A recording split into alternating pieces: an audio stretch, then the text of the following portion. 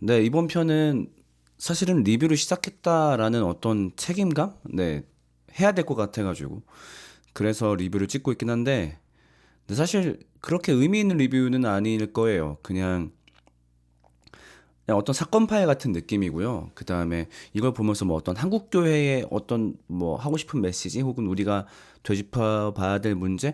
그런 건 딱히 없어요. 이 다큐 전체에서. 근데 지금 제 이 리뷰 영상이 의미가 있다라고 한다면은 이거예요. 여러분 이 다큐 보지 마세요. 네, 이번 편 진짜 보지 마세요. 정말 충격받습니다. 그 특히 어떤 장면이나 그런 것들이 아니 그러니까 아무리 넷플릭스라지만 이렇게 보여줘도 되나 싶은 충격적인 장면이 너무너무 많이 나와요. 그러니까 예기치도 못한 순간에. 그래서 궁금하시면 제가 요약해 드릴 테니까 이번 편은 진짜 보지 마세요. 제가 왜 지난 편은 JMS 조금만 한 다음에 나머지는 직접 보시는 것도 괜찮다라고 얘기했잖아요. 그러니까 근데 그 역겨워하면서도 그렇게 얘기했잖아요. 역겹지만 한 번쯤 보시는 게 좋다. 근데 이번 편은 아니에요. 그냥 보지 마세요. 네, 그냥 제가 희생했으니까 제가 내용 정리해 드릴게요. 그냥 그러고서 보지 마세요. 아시겠죠? 가봅시다. 근데 사실 저도 잘 몰랐던 사건이에요. 근데 어른들은 많이 아시더라고요. 오대양 집단 자살 사건. 그러니까 어떤 공장 내부에서 한 32명의 사람이 집단 자살하는 사건이 발생합니다. 그래서 예, 사진 보시면 어느 공장 식당 천장이 뜯어져 있는데 거기 봤더니 시체 32구가 있었다 예, 나오죠. 그 실제 다큐 보시면요. 그 실제 그 시신 모습 다 나와요. 근데 이래도 되나 싶을 정도니까 진짜 보지 마세요. 근데 그때 배우로 지목된 인물이 박선자라는 여자였는데 그 어떤 집단의 리더였고 그 오대양을 이끄는 사장이었기 때문에 근데 이분도 그때 같이 죽거든요. 그래가지고 뭔가 이 사람이 주도해가지고 집단 자살을 일으킨 게 아니겠느냐. 근데 이 사건을 좀 길게 붙잡고 있었던 어떤 국회의원분이 이렇게 말씀하시죠. 이거는 집단 타살이었다. 왜 그렇게 말씀하시는지 봤더니 자 일단 사건을 조금 더 구체적으로 볼게요. 여기 보시면은 여기 A그룹에서 19개의 시체가 발견되고 그 다음에 여기 B그룹에서 12개의 시체가 발견된 다음에 한 명은 여기서 중간에서 목을 메어 있습니다.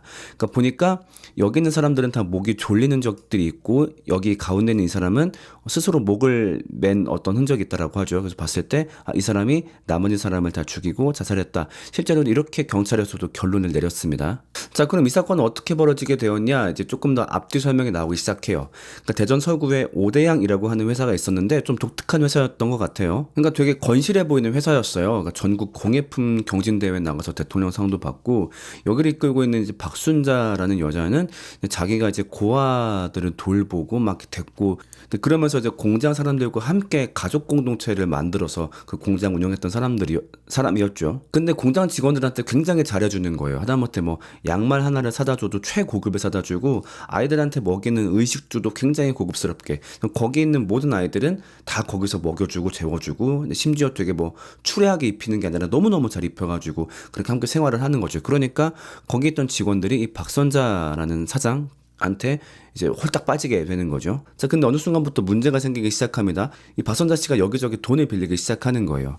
근데 처음에는 굉장히 그 잘 갚았답니다. 심지어 이자를 아주 두둑히 쳐가지고. 그러니까 보통 사람들끼리 돈 빌릴 때 이자를 보통 10% 정도 잡을 텐데 이 사람은 막 20% 30% 쳐주면서 그걸 다 제때제때 갚았다라고 하는 거예요. 그리고 남편도 당시 좀 고위 공무원이었어서 사람들이 더 믿었던 것도 있었죠. 자, 그 다음에 그런 식으로 빚을 점점 더 땡겨오기 시작합니다. 그리고 그렇게 돈 빌려오는 일을 자기 밑에 이제 직원들한테도 시키죠. 그리고 그때 당시 그 사망했던 직원들이 대부분 주변에서 돈을 많이 빌렸던 지인들이라 그래요. 근데 알고 봤더니 돈이 많아가지고 그렇게 그 이자를 잘 쳐줬던 게 아니라 약간 이제 어찌 보면 돌려막기 같은 걸 하고 있었던 거죠. 그러니까 이 사람한테 100만 원 빌린 다음에 130만 원 갚을 때는 저 사람한테 한 200만 원 빌려서 갚고 또 이 사람 갚기 위해서 빌리고 하다 보니까 이제 어느 순간부터는 그 빚진 금액이 거의 100억에 달했다 그래요. 그때 당시 100억이니까 지금은 거의 1000억이 넘는 그런 규모죠. 엄청난 빚을 지게 된 거죠. 그래서 결국 어느 날 신도들하고 함께 잠적해 버립니다. 사실은 그 전에 일이 좀 있었어요. 그 전에 이렇게 돈을 빌려줬다가 못 받은 사람이 왔는데 이제 그 사람을 구타한 일이 벌어지게 되죠. 그래서 그 맞은 사람이 오대양을 신고해가지고 경찰 조사가 시작이 됐는데 이제 그때 박순자 씨를 체포했다 그래요.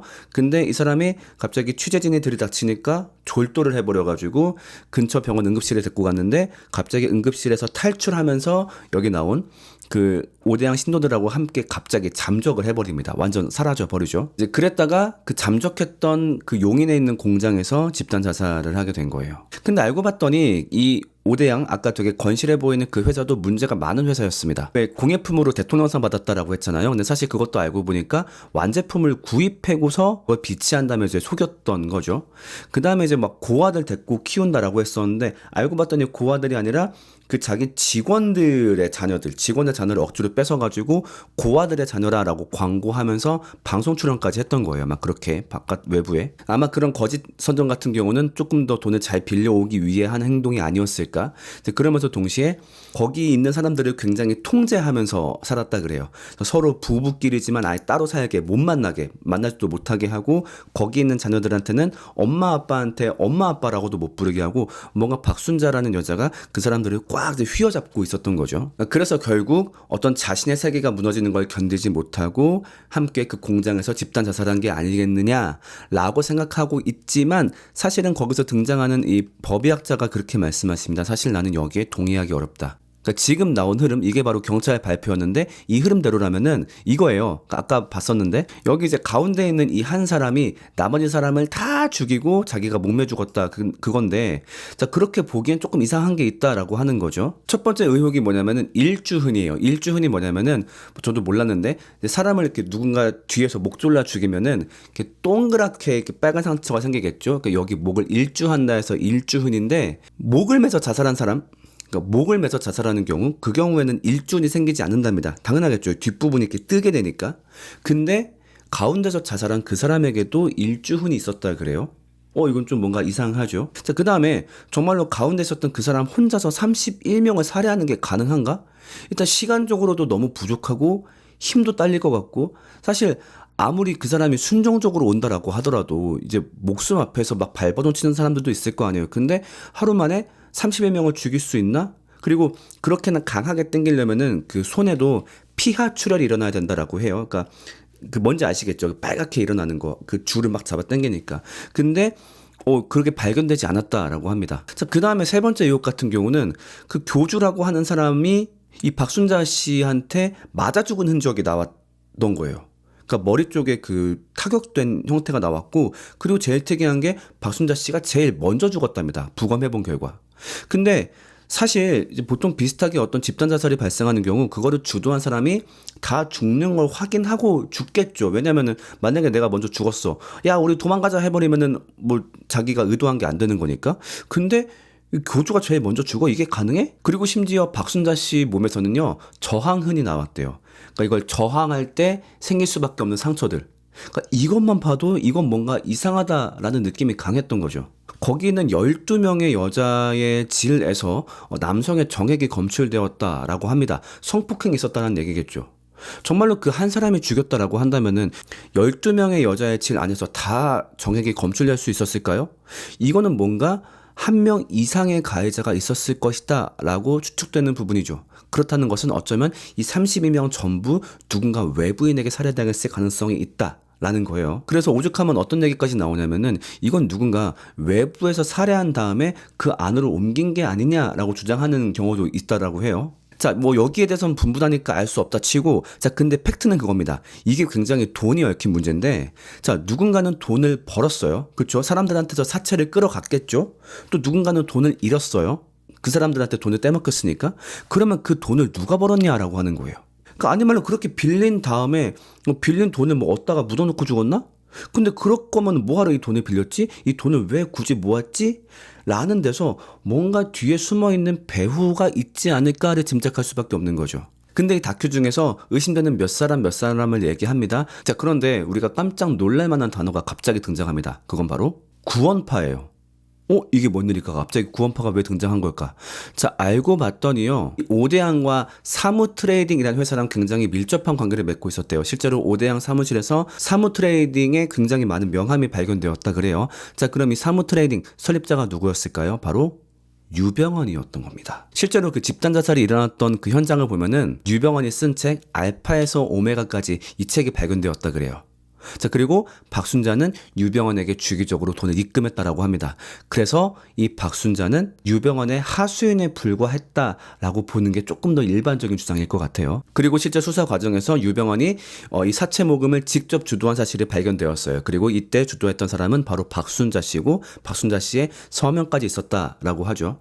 자, 그런데 놀랍게도 대한민국 법원은 이 변사 사건의 배후에 유병헌이 있다는 주장을 인정하지 않았대요. 그래서 이 부분에 대해서는 유병헌에게 무죄를 내립니다.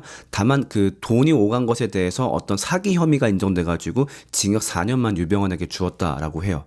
그리고 유일하게 증거물이라고 볼 수 있었던 그 사채들은 이틀 만에 그냥 다 화장해버렸다라고 합니다. 왜 그랬을까요? 여기서부터 조금 소설을 써볼 수 있겠죠. 당시 전두환 대통령은 사무트레이딩, 유병헌과 굉장히 깊은 연을 맺고 있었다고 합니다. 그래서 실제로 이 사무트레이딩을 방문한 영상도 있었고요. 그리고 당시 정권에서 이 이야기가 빨리 마무리되기를 바랐다라고 합니다. 그리고 이렇게 밝혀지지 않은 채 다큐멘터리는 끝나게 돼요. 자, 그런데 우리가 알고 있죠. 이 유병헌과 정권 간의 관계가 있다라고 하는 것은 우리가 어떤 계기를 통해서 그 사건을 알았죠? 맞아요. 바로 세월호 사건 통해서.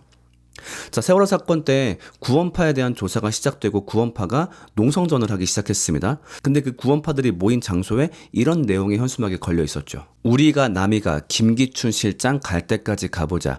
당시 정권의 비서실장이었던 김기춘의 실명을 언급하는 현수막을 구원파에서 내걸었던 것을 우리는 기억하고 있습니다. 그걸 봤을 때 확실히 이 구원파와 이 보수 정권은 어떤 결탁이 오랫동안 있었음을 우리가 짐작할 수 있죠. 자, 지금은 제가 뭐 보수 정권이 옳다 그르다 그런 말을 하는 게 아닙니다. 어디까지나 이 구원파와 그 정권 사이에 무언가 오랜 깊은 관계는 있었다라는 걸 짐작할 수 있죠. 그래서 어쩌면 당시에도 유병헌 회장과 그 정권 간의 트레이드를 통해서 이 일을 빠르고 급하게 묻어버린 게 아닌가. 그래서 이 끔찍한 사건의 어떤 전말도 결국 밝혀지지 못한 것이 아닌가라는 추측을 해볼 수 있고 또 이것이 다큐가 우리한테 원하는 바가 아닌가 싶습니다. 네, 말씀드렸듯이 리뷰는 여기까지 끝입니다. 뭐 어떤 오늘날의 교회에 대해서 생각해볼 문제가 있는 거는 아닌 것 같고요. 네, 그냥 굉장히 끔찍한 사건, 종교로 인해서 이런 일도 벌어질 수 있다 이런 거를 보여주는 사건인 것 같습니다. 그리고 정말로 여러분들께 권해드리는데 네, 보지 마세요. 저는 지금 상당히 마음이 힘들어요. 보고 나서 아마 좀 며칠 고생하지 않을까 싶어요. 너무 충격적인 걸 많이 봐서. 네. 아, 진짜 괜히 봤어요. 네, 저는 또 다음 영상으로 찾아오겠습니다. 안녕.